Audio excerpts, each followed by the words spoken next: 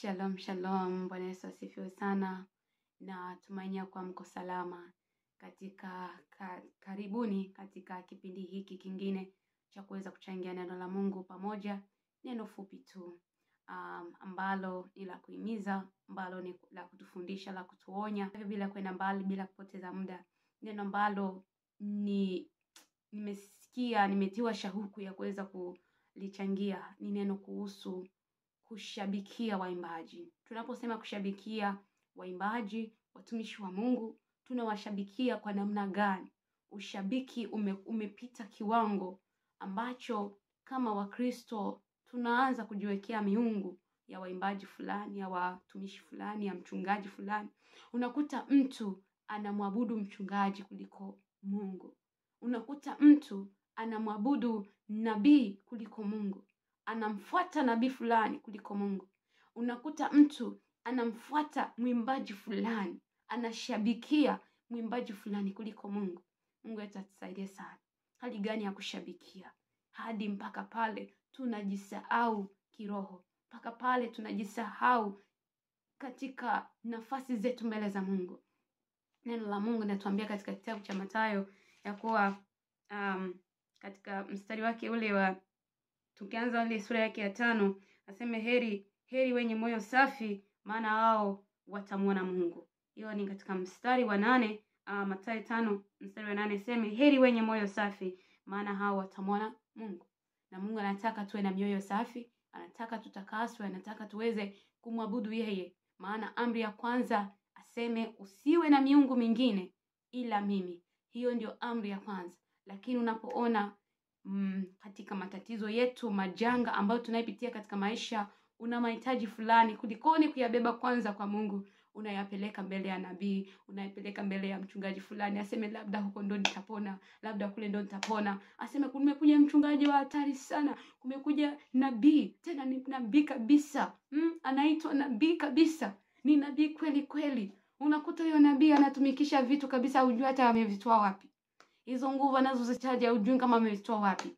Hujui wokovu wake uko namna gani. Sio eti ni vibaya kutafuta wachungaji ili wakuombee, si vibaya. Lakini ni kwa namna gani unaitafuta? Ama ni kwa nia gani? Ama ni kwa njia gani? Amina, Mungu atatusaidie. Yaani tunakuwa kama Wakristo tunaanza kuingia katika hali ya ufumu. Unaona? Wafumu ama wachawi. Unaenda kwa mfumu ili akutatulie matatizo yako. Tunaanza kuwafanya kama wafumu. Kipindi Mungu anataka tuwe na mioyo safi, tuweze kumtegemea. Nguvu za Mungu tunazikana na ziko mbele yetu. Mungu wetu atusaidie sana. Labda niende kwa mchungaji fulani, labda niende kwa nabii fulani.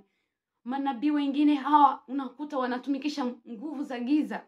Kama hauna ile roho ya Mungu kuweza kukuongoza, utakuta wamekuwekea mikono kweli, umepata hicho kitu lakini haukukipata katika njia sahihi. So ni muhimu sana ili tujifunze kumtegemea Mungu. Biblia inatuambia na tena inatuhimiza sana. Aseme muweze kujaribu kila roho, muangalie kama zinatoka kwa Mungu. Jaribu kila roho, muangalie kama, ili muweze kujua kama hizi roho zinatoka kwa Mungu. Sio kuamini, si kubeba tu. Si kubeba neno tu. Mungu wetu atusaidie kwa sababu vitu ambavyo vimekuja ndani mwetu siku hizi ni ya kuwa tutafanikiwa.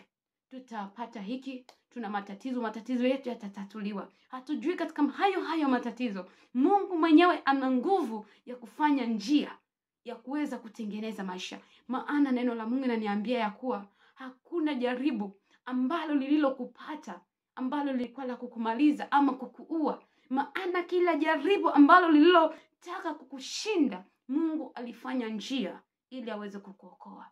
Mungu atatusaidia sana. Kwa hivyo Mungu bado hajashindwa. Hii hali ya kushabikia unakuta mpaka tunaanza kuabudu, mpaka tunaanza kuinamia kila ambacho nabii atasema tunakifanya, hata tunaenda kinyume na mapenzi ya Mungu. Kile ambacho mwimbaji atafanya na sisi tutakifanya. Ile mivalio ambayo mwimbaji fulani atavaa na sisi tunavaa, eti kwa sababu ni mwimbaji ninayependa sana, eti kwa sababu ni mwimbaji ambaye anayejulikana sana. zile mavazi anazozivaa na sisi tunazikamata tunazivaa, kwa sababu ni mwimbaji, anaimba nyimbo za Mungu. Kwa hivyo Mungu anakubali nyimbo zake, kwa hivyo Mungu anakubali matendo yake, kwa hivyo Mungu anakubali mavazi yake, na sisi tunaanza kuvaa kama wao. Mungu wetu atusaidie. Hiyo inatuongoza katika hali ya kuchafusha jina la Kristo Yesu. Inatuongoza katika hali ya kuchafusha kuchafusha wokovu ambao tumepewa kwa neema. Mungu wetu atusaidie sana. Haleluya. Kushabikia kwa namna gani? Kwa namna gani tunashabikia? Kwa namna gani tunafuata nabii? Kwa namna gani tunafuata mwimbaji? Kwa namna gani tunafuata muombaji? Hata na waombaji wengine wamekuwa kama wafumu. Kwa sababu ya matatizo yangu, kwa sababu ya shida zangu, acha niende kwa fulani, labda ataambiliwa, labda ataonyeshewa juu ya mambo yangu. Kumbuka wewe ni nabii. Maneno yako yanaweza kukujengea na tena yanaweza kukuharibu. Wewe ni nabii wa maisha yako. Kwa hivyo kama usipoamini ya kuwa maneno yako mwenyewe yanaweza kukutengeneza na yanaweza kukuumiza, utaumizwa na watu wengi sana. Utaumizwa na utumishi wa Mungu. Na ndio maana watu wamekosa imani, hawategemei tena, hawana tena imani na watumishi wa kweli. Watumishi wa kweli kabisa ambao wananenwa, ambao wananena katika hali ya kimungu, hawaaminiwi. Mungu wetu atusaidie. Hawaaminiwi tena. Watu hawaamini tena watumishi wa Mungu. Kwa sababu gani? Kwa sababu ya kutangatanga hapa na pale. Ulienda kwa nabii fulani amekuonesha mambo, kumbe sio kitu ambacho ulichokuwa unatarajia, akakuvunja moyo. Alipokuvunja moyo, pakaja mtu wa Mungu naye ukamfukuza. Amina, kwa sababu umevunjika moyo. Kwa hivyo Mungu akusaidie, Mungu akuwezeshe. Usio mtu wa kufatafata vitu, watu katika hali ya kifumu. Hiyo ni ufumu wa kiroho bila kujua. Nenda kwa Yesu Kristo, maana yeye ndiye anajibu. Nenda kwa Yesu Kristo, maana yeye ndiye anaitengeneza njia pasipokuwa na njia. Nenda kwa Yesu Kristo, maana yeye ndiye aliyekuwa anayetatua matatizo yetu. Aliyejitwika mizigo yetu na mateso yetu, majeraha yetu, kila tatizo tunalolipita.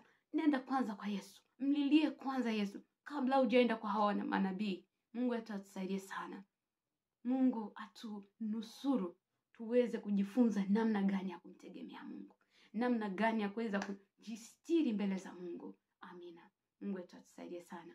Mungu atubariki. Neno hili libaki kwangu na kwako, liweze kutengeneza maisha yako na nitengeneze maisha yangu. Nisiwe mtu ninayekuhubiria tu, lakini pia Mungu aweze kutengeneza kile kilichokuwa ndani mwako. Amina.